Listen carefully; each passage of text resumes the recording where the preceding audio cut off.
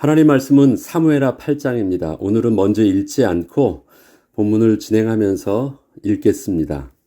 순종은 하나님의 말씀을 따라서 그렇게 행동하는 것입니다. 그런데 때로는 하나님 앞에서의 순종은 뭔가를 그렇게 하는 것이기도 하지만 그와 반대로 하나님이 말씀하실 때까지 기다리는 것, 아무것도 하지 않는 것도 순종의 또 다른 모습입니다.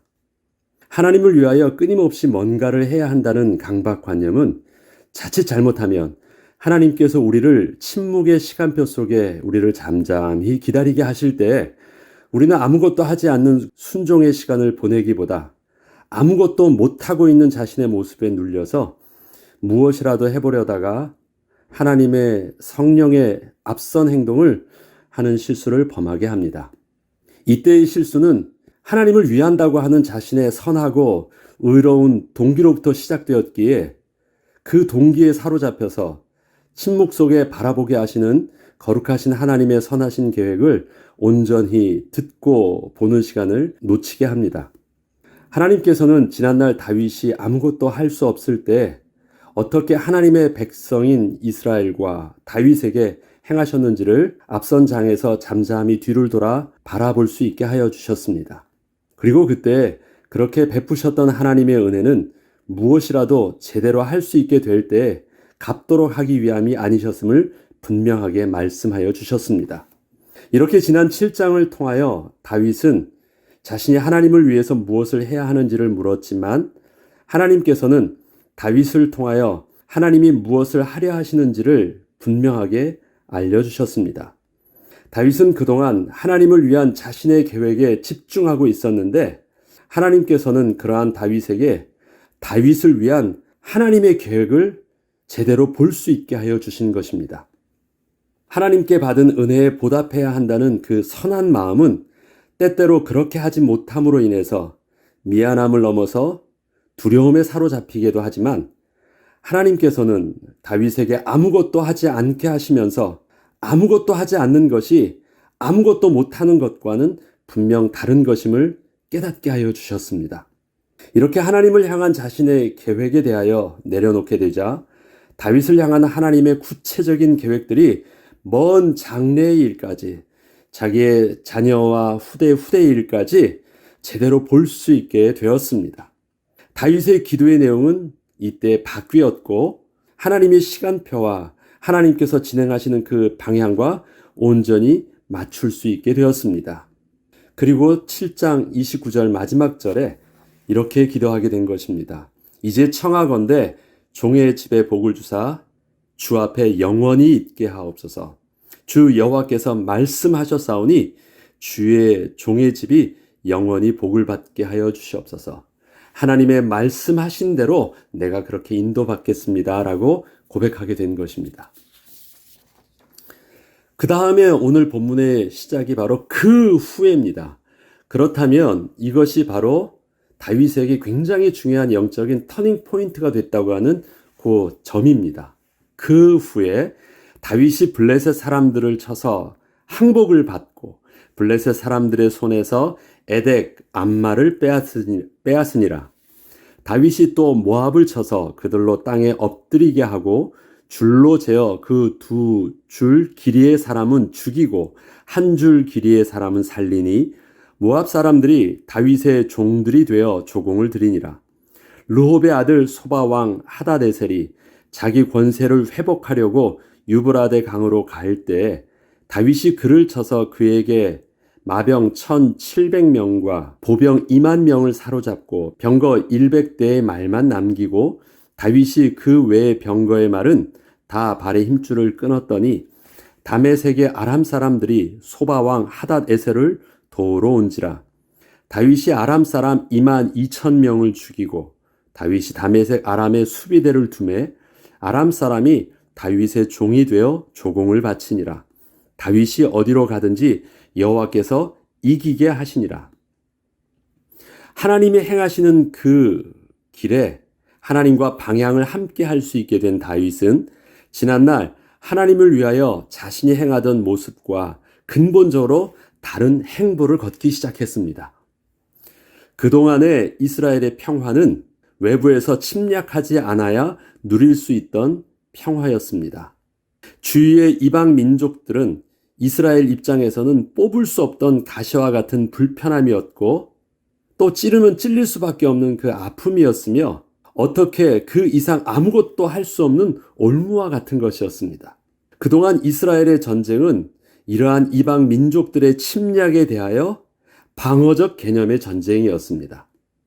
이스라엘은 늘 숫자적 열세와 또 저들의 철기 문명의 무기와 병거를 가지고 있던 가나안의 원주민들을 상대로 먼저 공격을 해서 싸운다는 것은 너무 위험한 일이었기에 그저 자신들에게 공격하는 그 개별적인 이방 민족들과 국지적인 전쟁만 해오던 것이 이스라엘의 전쟁의 모습이었던 것입니다. 그런데 다윗이 하나님의 뜻을 깨닫게 되면서 그 후에 진행되어지는 전쟁의 양상은 근본적으로 바뀌게 된 것입니다. 방어전에서 정복 전쟁으로 완전히 바뀌게 된 것입니다. 지난날 하나님께서 이스라엘 백성들이 가나안 정복을 할 때 여호수아를 앞세워 가나안 정복 전쟁을 하게 하셨던 그 전쟁으로 다시 되돌아가게 하신 것이었습니다. 이스라엘 백성들이 하나님의 약속의 말씀에 온전히 순종하지 못함으로 남겨두셔서 가시와 올무가 되게 하셨던 그 이방 민족들을 하나님의 선하시고 온전한 뜻을 분명하게 깨닫게 된 다윗을 통하여 완전히 이제는 비로소 제거하게 하신 것이었습니다. 그래서 그때 남겨졌던 모든 민족들이 다윗이 통일 왕국을 이룰 뿐만 아니라 이스라엘의 하나 되게 한 것뿐만 아니라 그 주에 남겨놓던 모든 올무와 가시가 제거되어져서 비로소 다윗을 통한 하나님 나라의 왕국이 제대로 이루어지게 되는 것입니다. 그 당시에는, 그러니까 여호수아 전쟁을 치렀던 그 당시에는 여러 가지가 핑계와 이유가 되어 이스라엘 백성들이 눈치를 보고 주저함으로 정복할 수 없던 이방 민족들을 하나님께서는 다윗을 통하여 아무런 이유가 되지 못함을 분명하게 보여주셨고 또 이기게 하여 주셨습니다. 저들의 옛날에는 철병거가 문제가 됐습니다. 그들의 숫자가 문제가 되었습니다. 그들이 산에 살아서 문제가 되었습니다. 모든 것들이 문제가 되었다고 하는데 다윗이 앞서 우리가 읽었던 본문을 보면 그런 거는 아무런 이유가 되지 않아요. 키가 큰 것도 철병거들도 그들이 가지고 있던 숫자도 군대에 조직된 숫자도 철기의 문기도 아무것도 문제가 되지 않았습니다. 주위의 이방 민족들 중 가장 강력한 철제 무기와 병거, 군대를 보유한 블레셋을 상대로 공격해서 항복을 받아내는 것을 시작으로 모압을 쳐서 키가 큰 자들은 다 죽이고 그 작은 자들만 살려둡니다. 이때 다윗은 자신의 군대에 힘을 더하기 위하여 이방의 군대와 병거를 가져와서 다시 사용하지 않았습니다. 그저 필요한 정도 위의 말들도 정도 외에는 말도 그 발목의 힘줄을 다 끊어버렸고 이방 군대들은 모두 죽였으며 남겨둔 자들을 통하여 그저 조공을 바치게 하였습니다. 다윗의 군대는 이방의 민족의 군대의 숫자도 철, 병거도 철제 무기도 신체적으로 큰 키를 가지고 있는 것도 어느 것 하나 문제가 되지 않고 무조건 가는 곳마다 승리를 하였습니다. 성경은 여호와께서 이기게 하심으로 라는 그 근본적인 이유를 성경은 두 번에 걸쳐서 분명하게 이유를 설명하고 있습니다. 다윗에게 있어서 이러한 정복 전쟁은 지난날에는 생각해보지도 못했던 모습이었습니다. 본래 하나님께서 출애굽을 통하여 가나안에까지 들어오게 하셨을 때에는 분명 정복 전쟁으로 가나안의 모든 땅을 다 주게 하시겠다고 약속하셨던 땅이었으나 이스라엘의 불순종과 여호수아의 죽음으로 어느덧 이스라엘의 전쟁의 개념은 정복 전쟁에서 방어전 형태로 바뀌었고 그것이 사사시대를 거쳐 다윗 시대까지 오기까지 거의 500년이 넘는 세월을 이스라엘 백성들은 주위의 눈치를 보면서 간신히 버티며 살아오게 된 삶의 방식이었기 때문이었습니다. 이스라엘 백성들이 500년 동안 그렇게 살았습니다. 그런데 그러한 전쟁의 방식을 근본적으로 다윗이 바꾸어 버린 것으로 이것은 이스라엘 백성 입장에서는 감히 상상치도 못하는 시도를 다윗이 하게 된 것이었습니다. 이것은 다윗이 지난날 전쟁에 나가서 싸워 이겼다는 개념과는 근본적으로 다른 것입니다. 다윗은 블레셋과의 전쟁에도 어디든 가면 다윗이 하는 전쟁은 다 이겼잖아요. 그런데 그 전쟁은 어떤 전쟁이었냐면 외부에서 적이 쳐들어왔을 때 다윗이 나가서 방어해서 이겼다라는 전쟁입니다. 그런데 지금 전쟁은 그런 전쟁 개념이 아니에요. 공격하는 것은 방어하는 쪽보다 압도적인 힘과 군사가 있지 않으면 할 수 없기 때문인데 다윗은 이방 민족들과 싸울 때 그러한 힘과 군대가 있어서 진행한 것이 아니었습니다. 다윗은 하나님의 뜻을 깨달았고 하나님과 방향을 맞출 수 있었기에 순종함으로 그렇게 담대하게 나아간 것이었습니다. 다윗과 그의 군대의 강력한 힘은 그 후에 일어난 것이었습니다. 무슨 말이에요?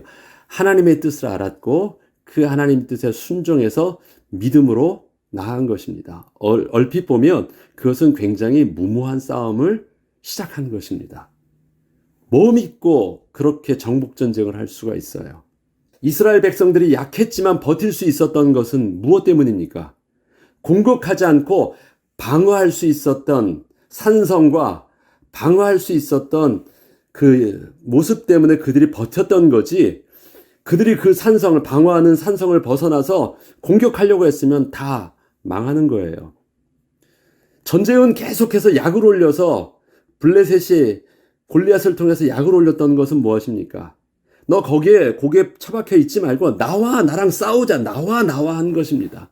절대 안 나가. 그래서 버텼던 것인데 지금 다윗을 통해서 하는 것은요, 그냥 나가가지고 방어하지 않고 싸우겠다라는 것입니다. 반대로 저들은 그럼 무엇이에요? 방어하는 것이잖아요. 누가 유리합니까? 그런데 하나님께서 이기게 하셨습니다. 다윗 왕이 그것도 여호와께 드렸다. 하맛 왕 도이가 다윗이 하닷에셋에 온 군대를 쳐서 무찔렀다 함을 듣고 도이가 그의 아들 요람을 보내 다윗 왕에게 문안하고 축복하게 하니 이는 하닷에셀이 도이와 더불어 전쟁이 있던 터에 다윗이 하닷에셋을 쳐서 무찌름이라. 요람이 온 그릇과 금그릇과 놋그릇을 가지고 온지라. 다윗 왕이 그것도 여호와께 드리고 그가 정복한 모든 나라에서 얻은 은금 곧 아람과 모압과 암몬 자손과 블레셋 사람과 아말렉에게서 얻은 것들과 소바왕 르홉의 아들 하삿 에셀에게서 노략한 것과 같이 드리니라. 다윗이 여호와께 드렸다는 것은 전쟁을 통하여 얻게 된 모든 재물을 자기 소유로 삼지 않았다는 것을 말합니다. 이것은 자신의 영광과 자신의 힘을 키우기 위해서 스스로 그 재물들을 모으지 않았다는 것을 말합니다. 다윗이 여호와께 드린 금, 은, 놋 등 모든 귀한 것들은 오늘 본문을 보니까 얻은 것과 노력한 것들이라 표현하고 있습니다. 얻은 것들은 저들이 항복하여 준 것들이었기에 얻은 것이었고, 끝까지 다윗과 그 군대에 대항하여 버틴 이방 민족들은 다윗이 완전히 진멸하고 그들 속에서 취한 것들입니다. 그것은 노력한 것들입니다. 항복하거나 항복하지 않았던 것과 상관없이 모든 것은 다 다윗 손에 쥐게 되었는데, 그동안 전리품들은 다 어떤 개념이었냐면 전쟁에 참여한 사람들이 다 자기 소유로 갖는 것이었습니다. 그런데 다윗은 그들에게 생활할 수 있는 만큼 저들이 갖게도 하였지만 가장 귀한 것들은, 소중한 것들은 전부 다 여호와께 드리는 것으로 모았습니다. 이전에는 그렇게 모은 적이 없죠. 노력한 전리품들은 다 나누어 가졌습니다. 다윗이 갔든 함께 있던 백성들이 갔든. 그러나 일부의 저들이 생활할 수 있게 한 것 외에는 전부 다 여호와께 드렸다라고 합니다. 취한 것도 아니면 받은 것도 전부 다 그렇게 드렸습니다. 이렇게 준비된 모든 귀한 것들은 훗날 솔로몬이 성전을 짓고 성전을 장식하고 성전의 모든 성물을 만들 때 사용되어질 것이었습니다. 다윗이 마지막에 역대상 마지막 장에 보면 다윗이 하나님을 위해서 모았던 것을 이렇게 기록하면서 하나님께 감사하고 있는 내용들이 나옵니다. 다윗은 그것을 염두에 두고 모든 것을 모으기 시작한 것입니다. 자기는 성전을 짓지 않습니다. 그렇지만 하나님의 약속하신 대로 지을 것을 알기에 그렇게 준비하기 시작했던 것입니다. 그것이 여호와께 드린다라는 것입니다. 다윗이 온 이스라엘을 다스려 다윗이 모든 백성에게 정의와 공의를 행하였다라고 말합니다.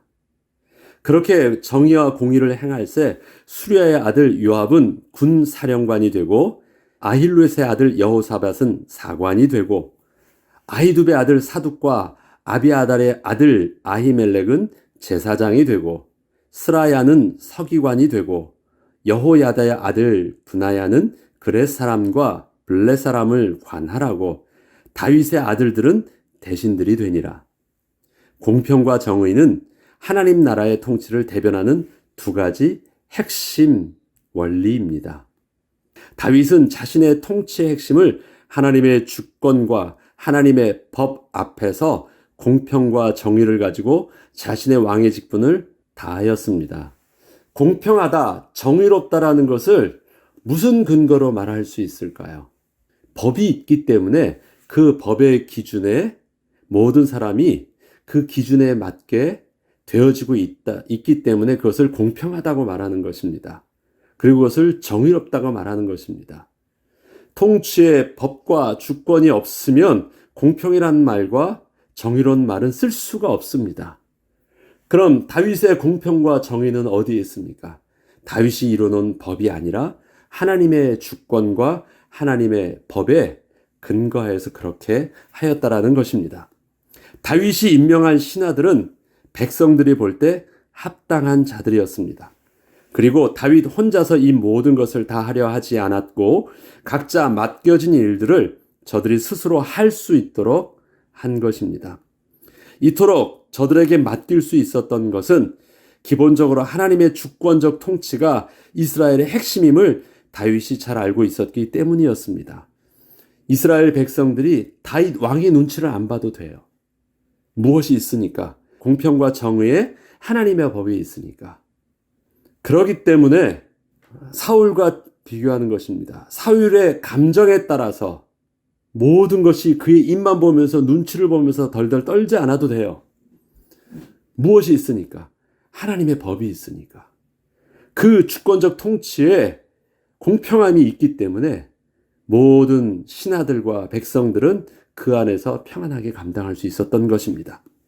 그리고 군사령관 요압을 제외하고는 대부분이 지난날 자신과 함께했던 자들의 아들들이 그 직분을 맡고 있음을 또 알 수 있습니다. 그 아들이 제사장이 되고 그 아들이 서기관이 되고 그 아들이 계속 일부러 강조하면서 쓰고 있습니다. 본문의 내용은 저들은 젊은 자들이었고 그들의 아버지에 비하면 경험도 여러 가지 면에서 조금은 부족해 보일 수 있는 자들이었습니다.